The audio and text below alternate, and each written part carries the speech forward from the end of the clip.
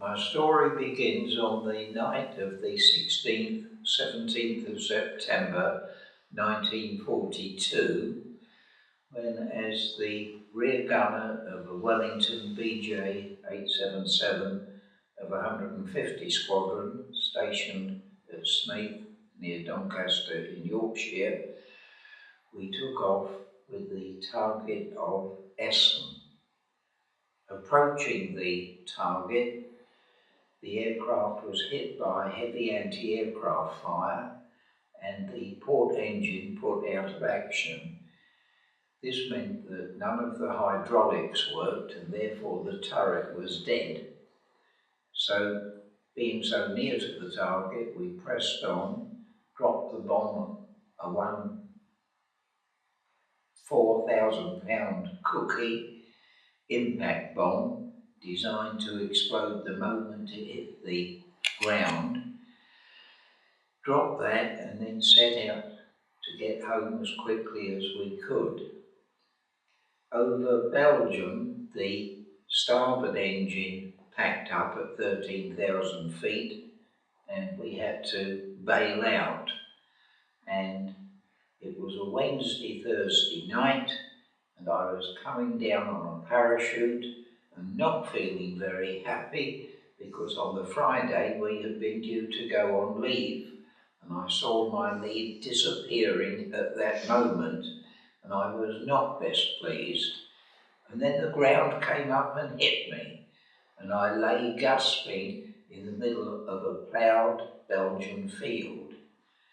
I gathered myself in a parachute and set out on something that we had worked out beforehand, what to do when you were shot down. Not if, but when. This was our 22nd operation, and most of the crews on the squadron only got as far as 14, so we were quite lucky in that respect. And I set out southwesterly, heading for Gibraltar, hoping to make my way there stage by stage. I walked through the night and towards the morning came on the outskirts of a village, Kapellen by Glabbeeck, and walking round the outside of the village I looked at one farmhouse, and to me that seemed a likely place, so I went and knocked on the door, hoping that the person who answered it would be an elderly lady and I could run away faster than she could chase me if she wasn't sympathetic.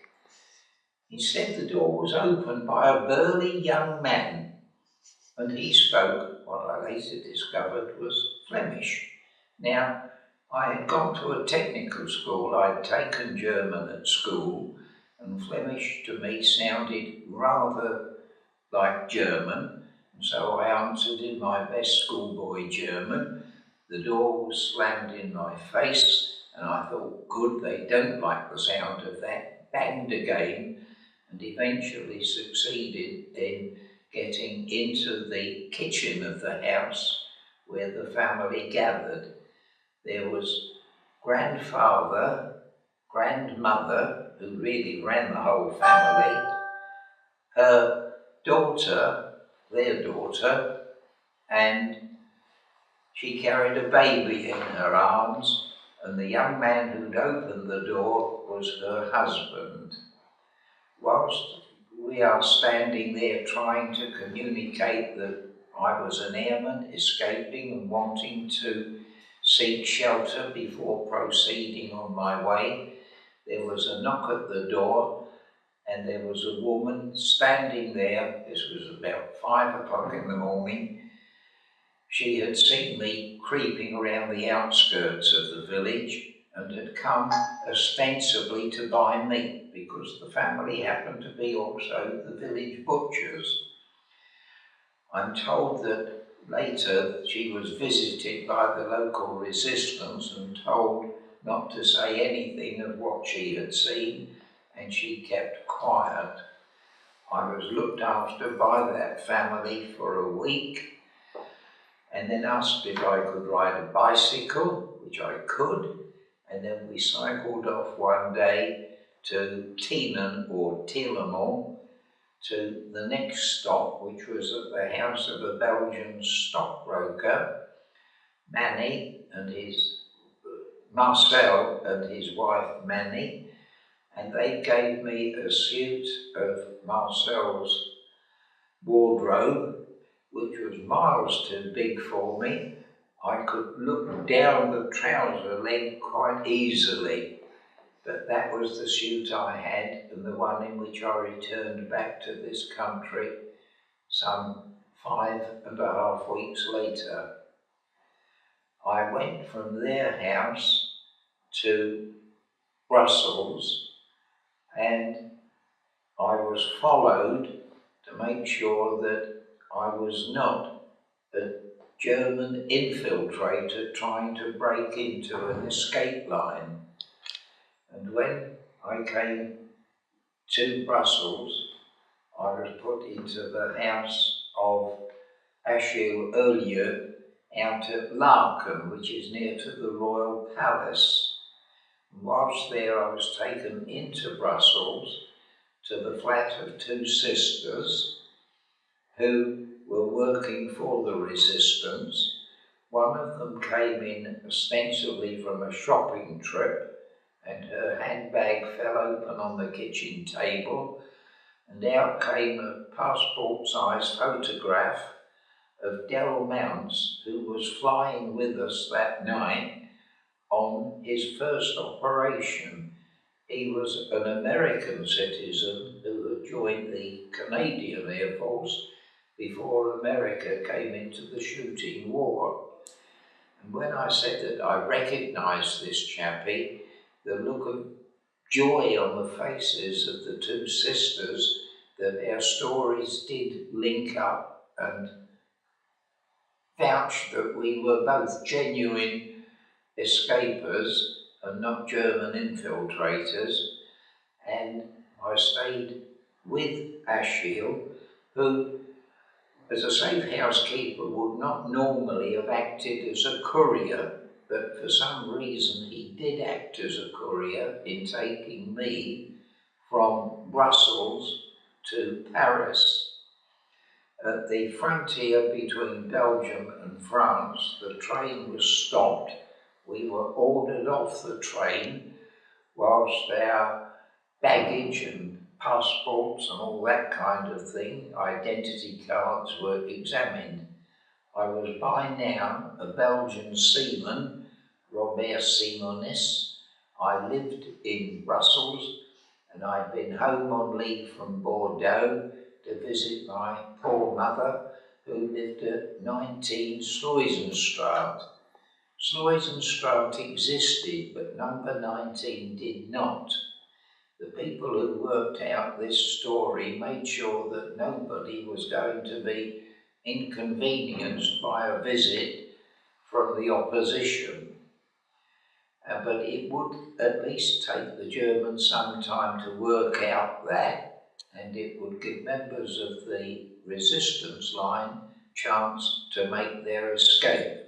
And I was asked to try and keep quiet if I could for a day to give them chance to go. In the event, I was taken from Paris, from Brussels through to Paris, as I say, by Achille, and then in Paris I was lodged with a French couple, Robert and Germaine Eiley, who lived near to the tomb of Napoleon, and we were up on the 4th floor of their block of flats. And they took me about in Paris. We walked along the Champs-Élysées. Robert explained to me that the Germans did used to hold a military parade along that thoroughfare until a Free French Air Force pilot came along and machine gunned them and put a stop to that practice, much to the delight of the Parisians. Anything they could do to get back at the enemy, they did. And the great question always asked was, when is the liberation coming? This was 1942. They had a while to wait. Robert and Germaine had made 2 small flags ready to hang out, one the French tricolour and the other their version of the Union flag. And they were ready to do that way back in September, October 1942. Going from Paris down to Jean De Luz in the southwest corner of France, I was taken with 5 other people. 3 of us from the same crew, Tillemont I've mentioned, and Bill Randall, our pilot. And there was also a Polish airman, Teddy Frankowski, and he wanted to get back to England very quickly. We thought it was because he wished to continue the war. It wasn't really that. He had a motorbike back at his camp and wanted to get home before it had been sold.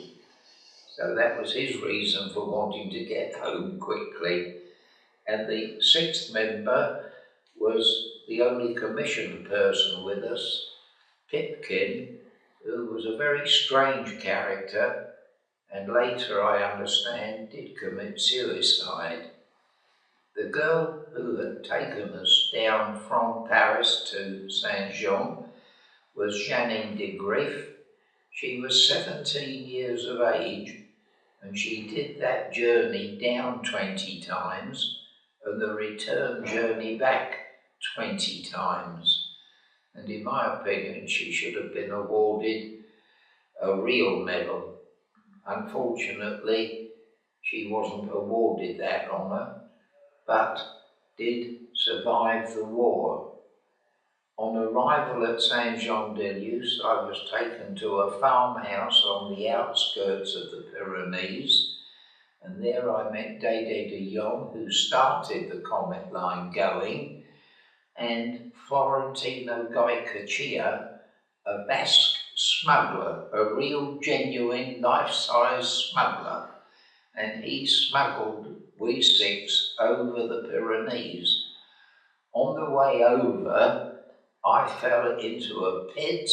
I was at the back of the group of 6, and coming behind me was Dédé de Jong.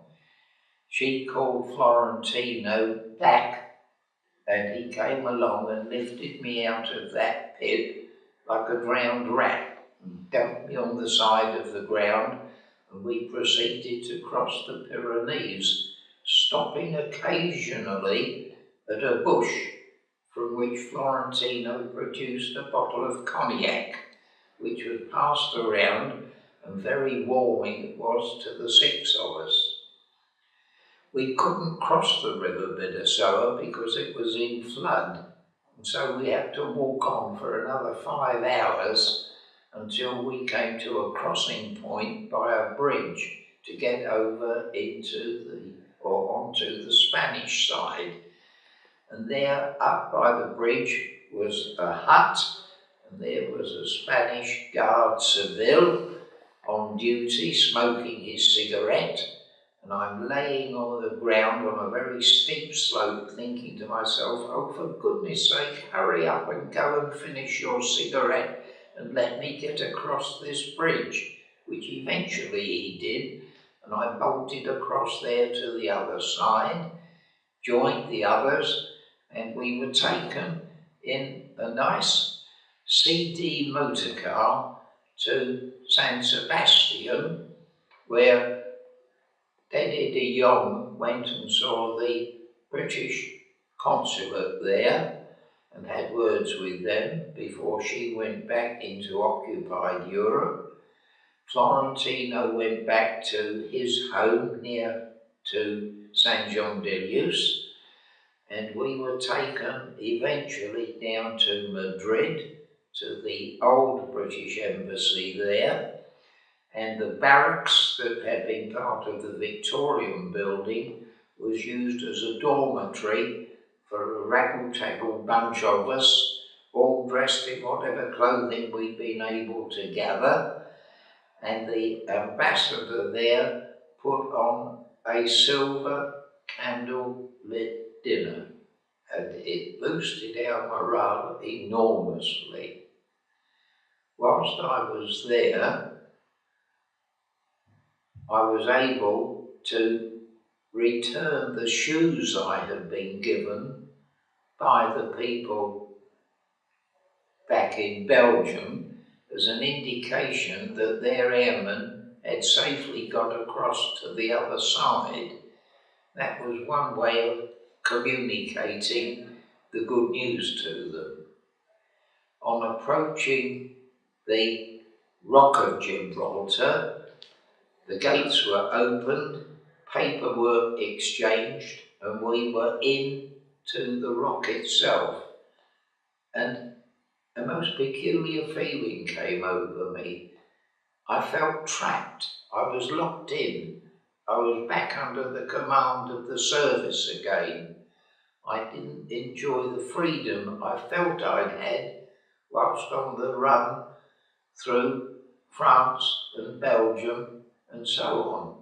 But there it was. We were debriefed, spent about a week there. Water was the great shortage. The rock was absolutely crammed to the brim with people, and drinking water was in short supply.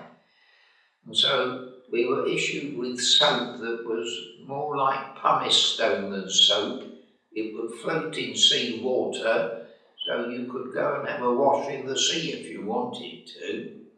But eventually we were called together, put into an aircraft of the United States Army Air Corps, a Dakota, and flown back to England by going out across the Bay of Biscay on a flight that would normally be a couple of hours but took 8 hours to avoid the coast, and we landed at Portreath, England,